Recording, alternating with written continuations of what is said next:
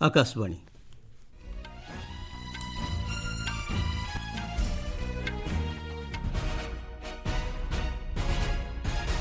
संवाद पढ़ुछंती उदयनाथ स्वाई। मुख्य संवाद। लोकसभार अनुमोदन लाभ कला सार्वजनीन परीक्षा असाधु उपाय निवारण संशोधन विधेयक 2026, जातीय सम्मान अवमानना प्रतिरोध संशोधन विधेयक 2026 राज्यसभा पारित। निशामुक्त भारत गठन नहीं आसंता रविवार देशव्यापी 100 सप्ताहर जनभागीदारी आंदोलनर शुभारंभ करेंगे प्रधानमंत्री। विगत आर्थिक वर्षरे देशर सामग्रिक रप्तानी 863.1 बिलियन अमेरिकीय डॉलर। जातीय राजधानी दिल्ली अंचल में वायु गुणवत्ता ह्रास समस्यार समाधान पर परिवर्तन कार्यक्रम को सरकार मंजूरी।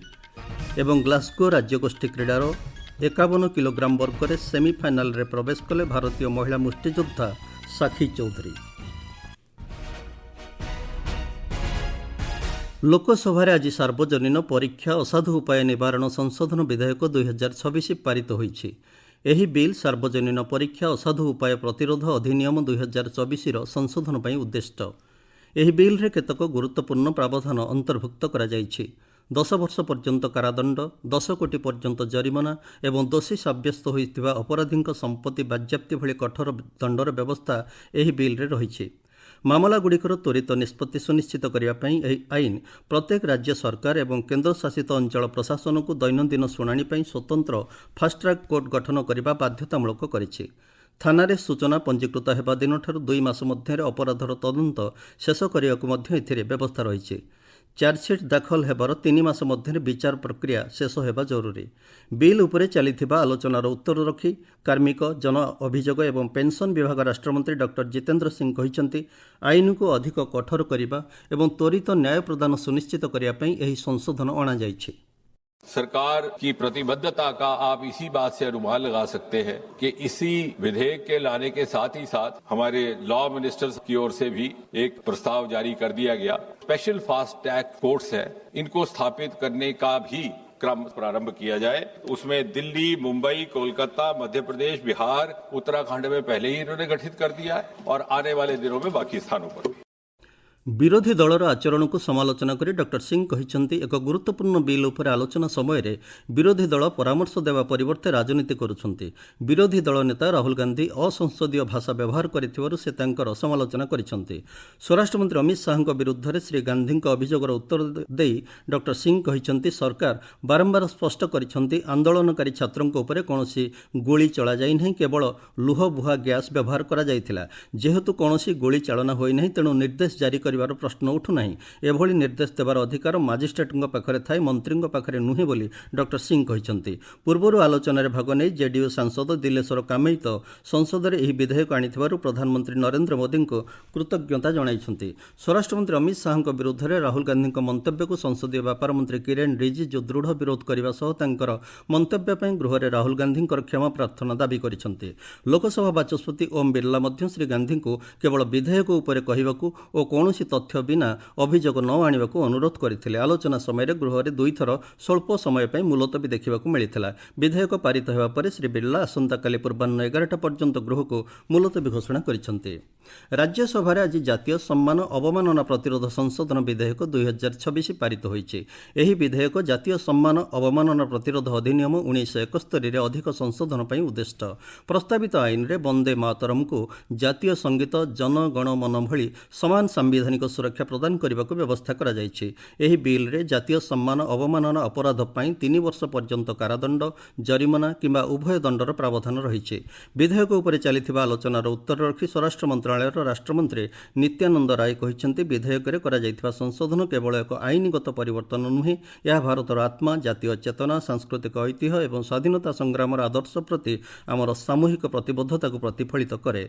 वाईएसआरसीपी गोला बाबूराय गृहर समस्त सदस्यों को जातीय संगीत को सम्मान जणाइबा को अनुरोध करने सह विधेयक आनिथिबारु सरकार को कृतज्ञता जणाइछन्ति। विधेयक पारित हेबा परे उच्च सदन में स्वतंत्र उल्लेख कार्यक्रम हाथ को निया जाइथिला। सदस्य माने जरूरी गुरुत्वपूर्ण प्रसंग उत्थापन करथिले। एहा परे राज्यसभा को आसंता काली पूर्वाह्न 11टा पर्यंत मुलतवी रखा जाइछि।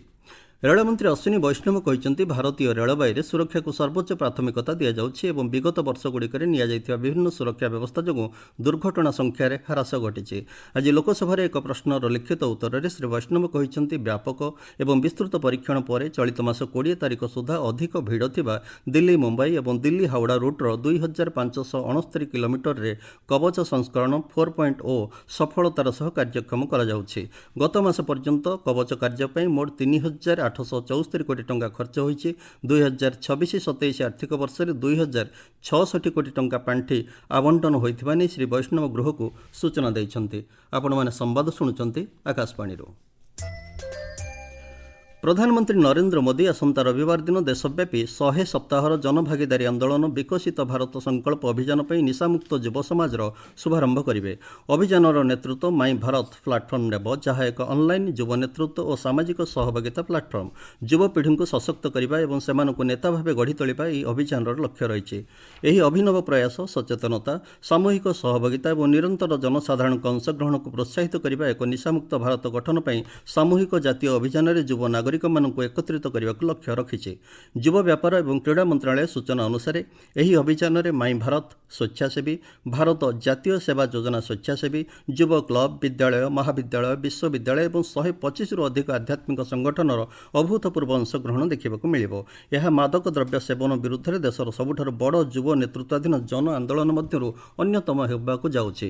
ମନ୍ତ୍ରଣାଳୟ କହିଛି ଆସନ୍ତା 100 ସପ୍ତାହ ପର୍ଯ୍ୟନ୍ତ ପ୍ରତ୍ୟେକ ରବିବାର ଦିନ ସାରା ଦେଶରେ ଯୁବ ନେତୃତ୍ୱାଧୀନ ବିଭିନ୍ନ କାର୍ଯ୍ୟକ୍ରମର ଆୟୋଜନ କରାଯିବ, ଯାହା ସୁସ୍ଥ ଜୀବନଶୈଳୀକୁ ପ୍ରୋତ୍ସାହିତ କରିବ, ସାମୂହିକ ସହଭାଗିତାକୁ ମଜବୁତ କରିବ ଏବଂ ଯୁବପିଢ଼ିଙ୍କ ଶକ୍ତିକୁ ରାଷ୍ଟ୍ର ଗଠନ ଦିଗରେ ବ୍ୟବହାର କରିବ।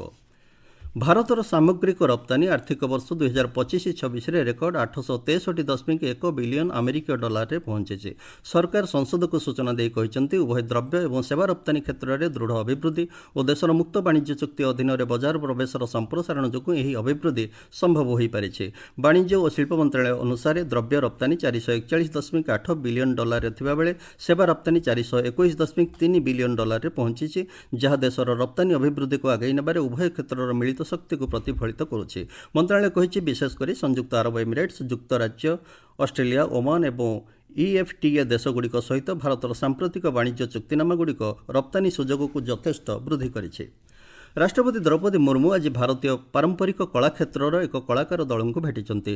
ବନାରସ ମୁରାଲ, ଥାଙ୍କା, ନାୟକା, କେରଳ ମୁରାଲ, ବାସୋହଲି, ସୁରପୁର ଓ ମୈଶୂର ଭଳି ବିଭିନ୍ନ କଳାର ପ୍ରତିନିଧିତ୍ୱ କରୁଥିବା 12 ଜଣ କଳାକାର ଆର୍ଟିଷ୍ଟ ଇନ୍ ରେସିଡେନ୍ସ କାର୍ଯ୍ୟକ୍ରମ ଅଧୀନରେ ରାଷ୍ଟ୍ରପତି ଭବନରେ ଅବସ୍ଥାପନ କରୁଛନ୍ତି। ଏହି କାର୍ଯ୍ୟକ୍ରମ ହେଉଛି ଭାରତର କଳାତ୍ମକ ପରମ୍ପରାର ଏକ ମହୋତ୍ସବ। ବାୟୁ ଗୁଣବତ୍ତା ହ୍ରାସ ପାଉଥିବା ସମସ୍ୟାର ସମାଧାନ ପାଇଁ ସରକାର ଗାଡ଼ି ନବୀକରଣ ନିମନ୍ତେ ଏକ ନୂତନ ପଦକ୍ଷେପ ପରିବର୍ତ୍ତନ କାର୍ଯ୍ୟକ୍ରମକୁ ମଞ୍ଜୁରୀ ଦେଇଛନ୍ତି।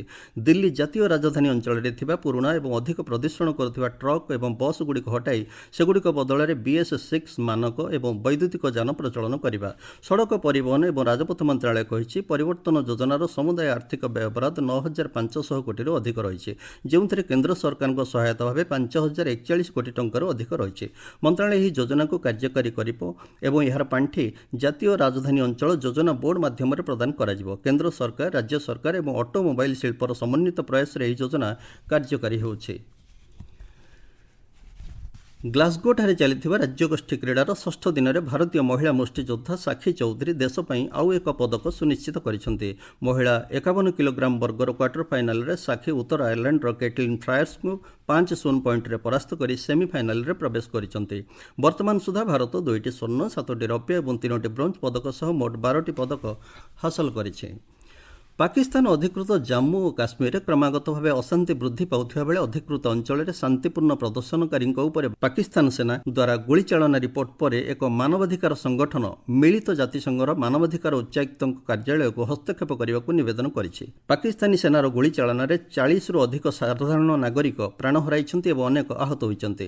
ଏକ ଜରୁରୀ ନିବେଦନରେ ପାକ୍ ଅଧିକୃତ ଜାମ୍ମୁ ଓ କାଶ୍ମୀର ଭିତ୍ତିକ ମାନବାଧିକାର ସଂଗଠନ ଦର୍ଶାଇଛି ଜୁଲାଇ 27 ତାରିଖରେ ଜଏଣ୍ଟ ଆୱାମୀ ଆକ୍ସନ କମିଟି ଦ୍ୱାରା ଆୟୋଜିତ ଶାନ୍ତିପୂର୍ଣ୍ଣ ପଦଯାତ୍ରା ରାଓଲା କୋର୍ଟରୁ ମୁଜାଫରାବାଦ ଅଭିମୁଖେ ପୁନର୍ବାର ଆରମ୍ଭ ହେବା ପରେ ଏହି ହତ୍ୟାକାଣ୍ଡ ଘଟିଛି। ଏକ ନାଗରିକ ସମାଜ ସଂଗଠନକୁ ଅପରାଧୀ ଭାବେ ଦର୍ଶାଇବା ଏବଂ ସଭା ସମିତି ଉପରେ କଠୋର ପ୍ରତିବନ୍ଧକ ଲଗାଇବା, ଅଭିବ୍ୟକ୍ତିର ସ୍ୱାଧୀନତା, ଶାନ୍ତିପୂର୍ଣ୍ଣ ସମାବେଶ ଏବଂ ସଂଗଠନ ଗଠନର ଅଧିକାର ଉଲ୍ଲଂଘନକୁ ନେଇ ଗଭୀର ଚିନ୍ତାଜନକ ପରିସ୍ଥିତି ସୃଷ୍ଟି ହୋଇଛି ବୋଲି ଏକ ବିବୃତ୍ତିରେ ମିଳିତ ଜାତିସଂଘର ମାନବାଧିକାର ଉଚ୍ଚାୟୁକ୍ତଙ୍କ ମୁଖପାତ୍ର ଜେରେନି ଲରେନ୍ସ କହିଛନ୍ତି। ସମ୍ବାଦ ଶେଷ ହେବା ପୂର୍ବରୁ ମୁଖ୍ୟ ସମ୍ବାଦ ପୁଣିଥରେ। ଲୋକସଭାର ଅନୁମୋଦନ ଲାଭ କଲା ସାର୍ବଜନୀନ ପରୀକ୍ଷା ଅସାଧୁ ଉପାୟ ନିବାରଣ ସଂଶୋଧନ ବିଧେୟକ 2026। ଜାତୀୟ ସମ୍ମାନ ଅବମାନନା ପ୍ରତିରୋଧ ସଂଶୋଧନ ବିଧେୟକ 2026 ରାଜ୍ୟସଭାରେ ପାରିତ। ନିଶାମୁକ୍ତ ଭାରତ ଗଠନ ନେଇ ଆସନ୍ତା ରବିବାର ଦେଶବ୍ୟାପୀ 100 ସପ୍ତାହର ଜନଭାଗିଦାରୀ ଆନ୍ଦୋଳନର ଶୁଭାରମ୍ଭ କରିବେ ପ୍ରଧାନମନ୍ତ୍ରୀ।